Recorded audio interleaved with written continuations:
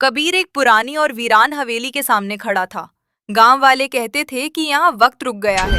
हवा में एक अजीब सी सड़न थी और दरवाजे की चरमराहट ने सन्नाटे को चीर दिया। कबीर के हाथ में एक पुरानी लालटेन थी जिसकी रोशनी थरथरा रही थी। हवेली के अंदर धूल की एक मोटी परत जमी थी। कबीर सीढ़ियां चढ़कर ऊपर की मंजिल पर पहुंचा। वहां कोने में एक विशाल दादाजी की घड़ी रखी थी।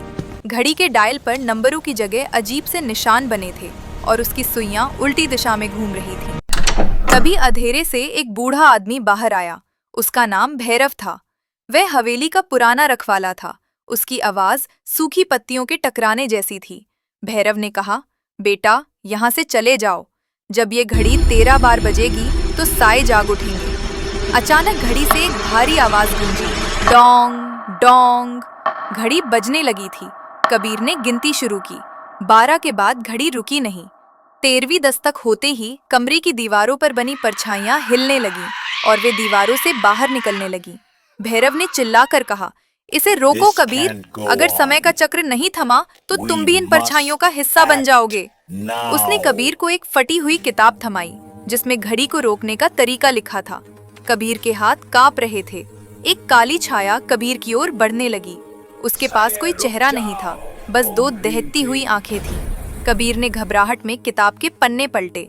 उसे पता चला कि घड़ी के पीछे एक गुप्त चाबी छिपी है जिसे घुमाने से समय फिर से सीधा चलने लगेगा।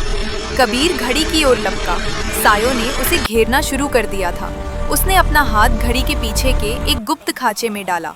उसकी उंगलियों को कुछ ठंडा और धातु जैसा महसूस हुआ।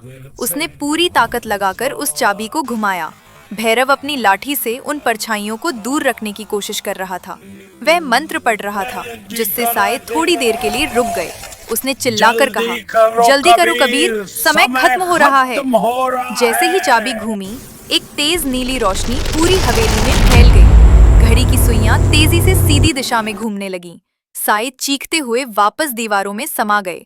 हवेली का तापमान अचानक सामान्य हो गया और लालटेन की लौ स्थिर हो गई। सुबह की पहली किरण खिड़की से अंदर आई। हवेली अब डरावनी नहीं लग रही थी। कबीर ने मुड़कर देखा तो भैरव कहीं नहीं था।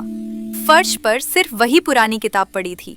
कबीरी समझ गया कि उसने न सिर्फ अपनी जान बचाई बल्कि हवेली को उस पुराने श्राप से भी मुक्त कर दिया।